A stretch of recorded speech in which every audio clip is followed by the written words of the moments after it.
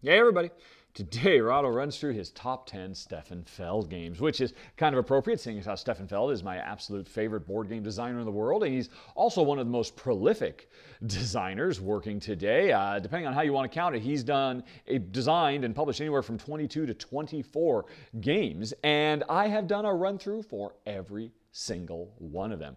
And a few months ago, after I finished my last one of my Kickstarter backers who was at the director level and could determine, I want you to film this game, said, hey, you know what? Now that you've done everything, why don't you film your top 10? So, Steve Ercolini, I hope you enjoy this list. I hope it's of some interest to anybody else. I think there's going to be a few surprises along the way. You know, some of his modern classics won't make my list. Some of his lesser-known titles do make my list. So without further ado, let's start at number 10. La Isla. Surprised? Yeah, La Isla, baby. This, like all of Stefan's games, the whole thing kind of rests on one very simple, very clever, and very, for my wife Jen and I, one very compulsive gameplay mechanism. In this game, every round you draw 3 cards, and each card has 3 different functions it can do. And you have to decide for each one of those 3 cards which function it's going to do. I mean, one card has to do an A, one card has to do a B, one card has to do a C. And every round you have to do that. Every round it is an interesting, tough, really meaty decision with a lot of stuff. A simple, elegant thing that is so challenging to actually try to figure out. I mean, it just makes your brain just, I want to do all of these things, but I have, that's Stefan Feld's hallmark. These cool, interesting gameplay mechanisms that force you to make tough decisions that on the surface seem so simple. The game itself, basically, there is some island where the dodo bird and many other long-thought extinct species can still be found, and we're a bunch of scientists who have come here to study these animals. There's kind of an area control thing going on, but at its heart, it's this very simple decision of this card, I could do 3 things with it. Which one am I going to do? I have to make this choice. And it's tough, it's challenging. While the game itself, this is actually on the lighter end. This is kind of almost a gateway or a gateway plus game from Stefan Feld, and we absolutely adore it. Number 10, La Isla. Let's move on to number 9, another surprising title. Not one of his more popular games, but Jen, I really enjoy, Rialto. And this is another game where the core central mechanism is just so cool. Basically, for every round, as part of setup, there are piles created of a bunch of different cards that everybody can see, and you can see these piles build up, and everybody's going to take one of these piles of cards that determines what they're going to be good at in a given round, whether it's bribing government officials or moving people from one location to another or just making money for yourself or doing special abilities, whatever it might be. Each of us is going to grab a collection of cards. And once we've done that, we then resolve all the potential actions that could be done. And the thing is, you saw me take this particular group of cards. And so you have a pretty good idea of what I'm going to be good at. And so you're not even going to fight me on this particular thing. But here's the thing. In addition to all the face-up cards, everybody sees what everybody grabs. Everybody also grabs a collection of face-down cards. So nobody can be 100% sure where people's strengths are. In fact, there are wild cards that let you do anything.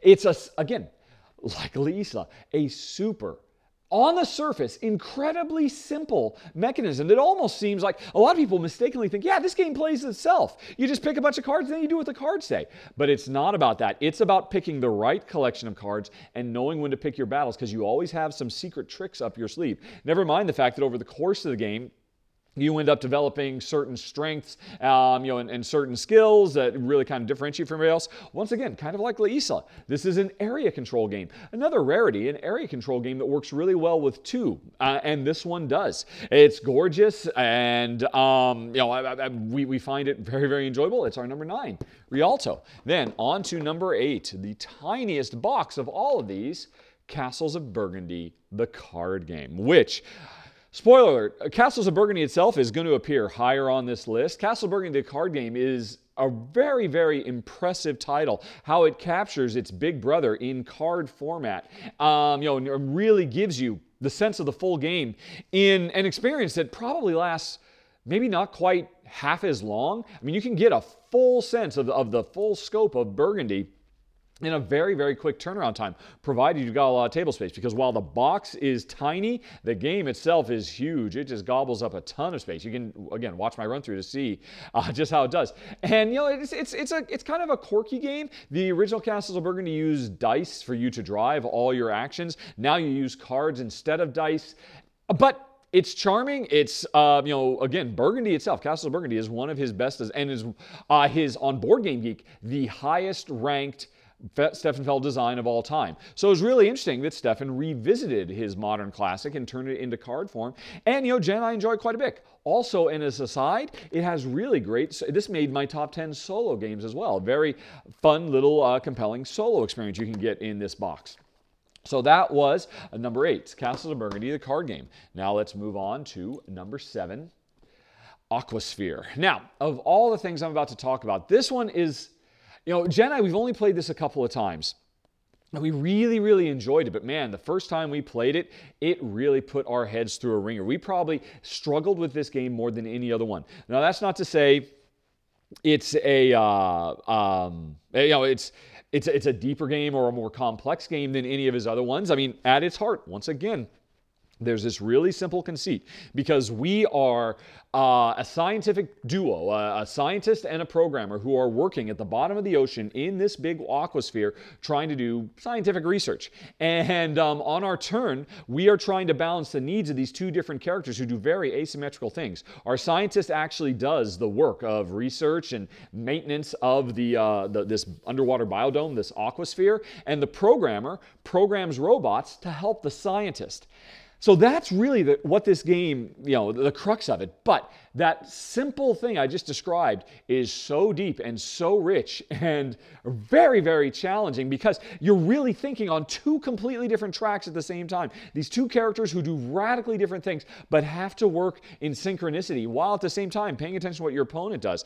Probably more so than any, well, no. I'd say maybe this is tied for, of all the games on this list, the one that has the most kind of aggressive in-your-face stuff.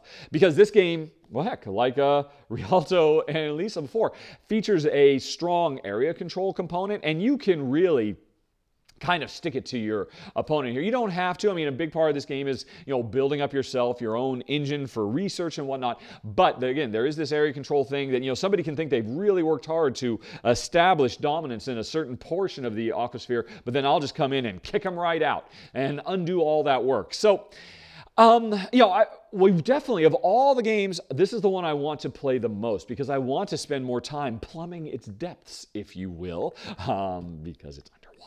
We really, really did enjoy it, and it really made our heads hurt in a really good way. Made us think differently than just about any other one of his games. I think of all of them, this is the one that has the potential to either climb or fall the most in our overall ranking, because we just need to spend more time with it, and I really look forward to doing that at some point.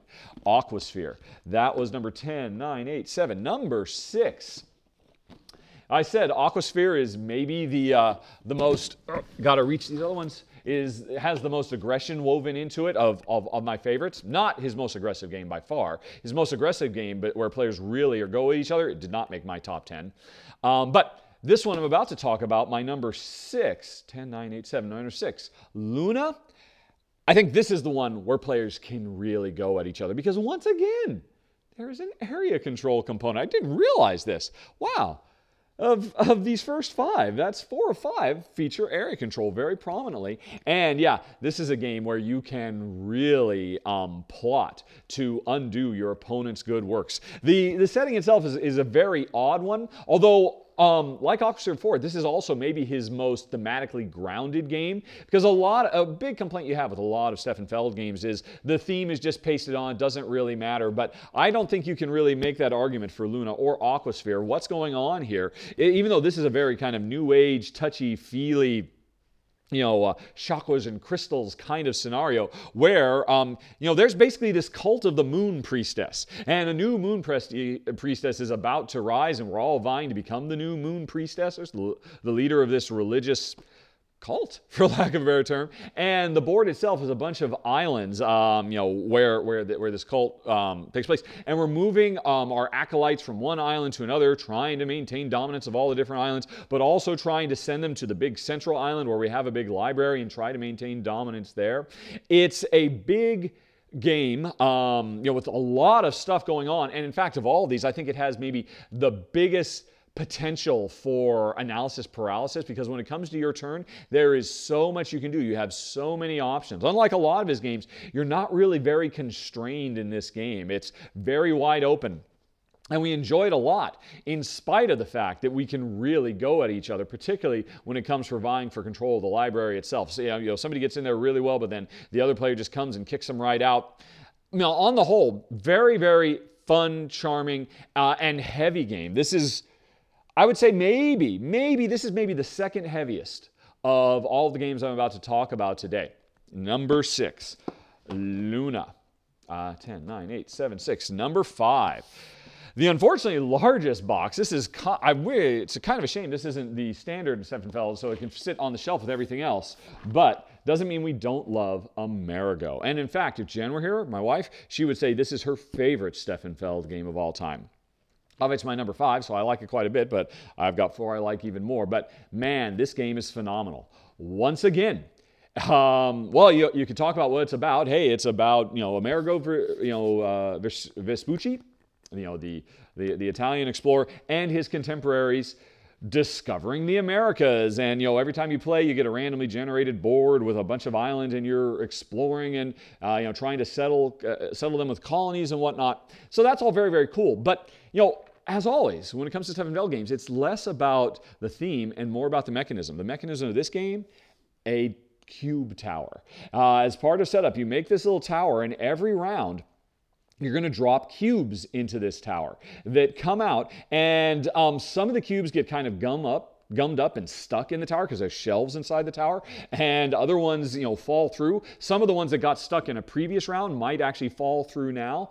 What all this cube dropping is doing is determining every round what actions players have available to them. Instead of another game which might just have you roll dice to determine what actions or draw cards to determine what actions, you've got this cube tower that determines what types of things you can do. Are you going to be able to spend a lot of time sailing your ships or building stuff up, or whatever it might be. There's several different actions you can partake in. And, I really do love, and Jen absolutely adores the cube tower in here, because unlike just about any other randomizer you can imagine, whether it's dice or whatnot, the tower has a level of predictability to it, because over the course of the game, you can actually look in, although I think the rules say you're not supposed to, but we do. You can begin and say, hey, what kind of cubes are in there? What kind of cubes are we about to draw? What do I anticipate? Before we drop the cubes, what can I anticipate the next round is going to let me do? Because the tower kind of develops a memory. It develops a history. And, it almost becomes kind of like, this character in the game where you're trying to second guess. What are you going to give me this round, tower? How am I going to be able to leverage the actions, the cubes that come out of it? Again, like all these, you can check out the run-through. Jen makes a brief appearance in the run-through for this so that she could drop cubes in the tower, because she just loves dropping the cubes in the tower. It's a wonderful gimmick, but it's a gimmick that drives a very fun and clever game. Interestingly, I think maybe more than anything else, any other game I talk about, this one I might get a lot of pushback on, because man, a lot of people did not dig this game because, well, apparently I'm not sure what it is. There seemed to be some apprehension about the tower that it doesn't randomize as well as it should or something like that. I don't know. All the complaints I've seen about it, Jen and I have never experienced them. I mean, there are threads on Board Game Geek where you can see I've done tests. I've run like 50 cube drops in a row to, test my tower and gotten very, very cool, somewhat but not 100% predictable results. It works exactly the way Stefan Feld intended it. And we absolutely love it, even if it doesn't get as much love as his other games. My only complaint, man, I wish this box were smaller. But otherwise, number 5, Amerigo, is the bee's knees. But now, it's just getting better and better, folks. Let's talk about number 4. Notre Dame. Now, this was our introduction to Stefan Feld. This was our first Stefan Feld game. It was also our first card drafting game. This game's central mechanism is card drafting a la Seven Wonders, but this came out years before Seven Wonders did. Seven Wonders made card drafting this big, huge, hot mechanism you see in tons of games now. But Stefan Feld was doing it years earlier with Notre Dame and mixing the card drafting with this very, very cool, oh man, oh, geez, there's so much to describe here. I mean, again, I would need to do an entire run-through. And in fact, I have done an entire run-through to plumb the depths of this game and give you a firm idea. But at its heart, this is a card drafting game where the game pushes hard on you, forces you, like pretty much all of his other games, to make very, very tough, challenging decisions where everything is compromised, everything is restricted. And I gotta say, this game works surprisingly well with two. I mean, not all card drafting games do, but this one works wonderfully well. Although one warning, while we love it, I think we love it in part because we have the expansion, which was very, very hard to get, that added a bunch of additional townsfolk characters. Without that expansion, I don't know if the game has legs. It's kind of like Dominion without expansions, and Notre Dame really needs that expansion. But never fear, folks who might be interested in this, who are interested in the building of the Notre Dame Cathedral and love card drafting. Notre Dame is about to get its 10th anniversary. It came out in 2007, and now in 2017, it's going to get a 10th anniversary reprint, and the reprint will finally make available to everybody who couldn't get them all those additional characters. So watch for that soon. I don't know that there's much else changed other than just that little mini expansion has been put into the base game, which is great. It's my number 4. Absolutely love, love, love Notre Dame. Number 3. This game, probably of all of his games, is the most far out, the most interesting, the most clever, the most original, the most unique, and the most innovative. Number 3 is Macao.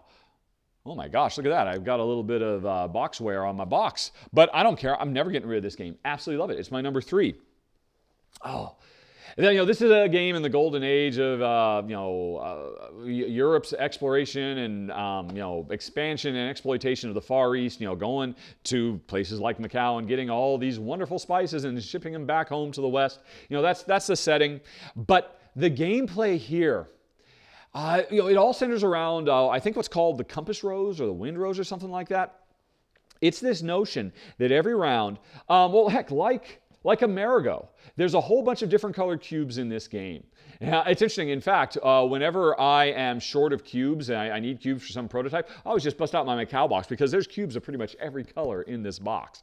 But anyway, there's all these different cubes represent different actions you can partake in as a businessman entrepreneur in Macao trying to build a shipping industry and all of that. And what happens is, you always, every round, have the option of taking a few cubes and getting access to them very quickly, like within the next round or two.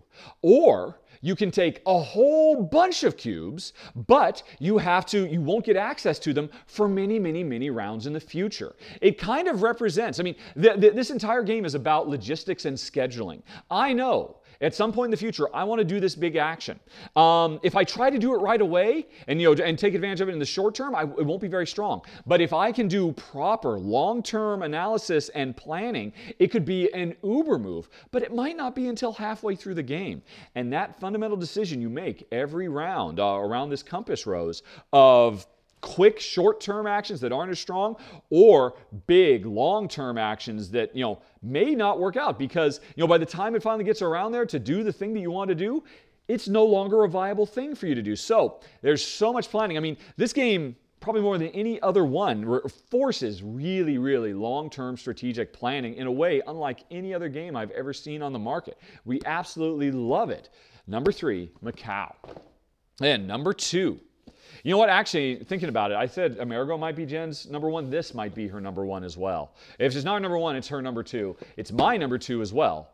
Trajan. Wow, this is such a brilliant game. This is Stefan Feld taking on the age-old game mechanism from Africa called a Mancala. You know, it's been around for centuries. People have been playing variations of Mancala-style games. And so Stefan Feld said, hey, these Mancalas are pretty cool. But throughout history, Mancalas have always been like a communal board that everybody plays. You know, it's this board where, hey, everybody has access to stuff, and what you do is you pick a given space, you pull all the stuff out of that space, and then you move to adjacent spaces, dropping things off. That's what a Mancala is. Stefan Feld said, yeah, I'm going to do a Mancala game too. I'm going to set it in ancient Rome as we're building up the city and, you know, focusing on the wars overseas and all that.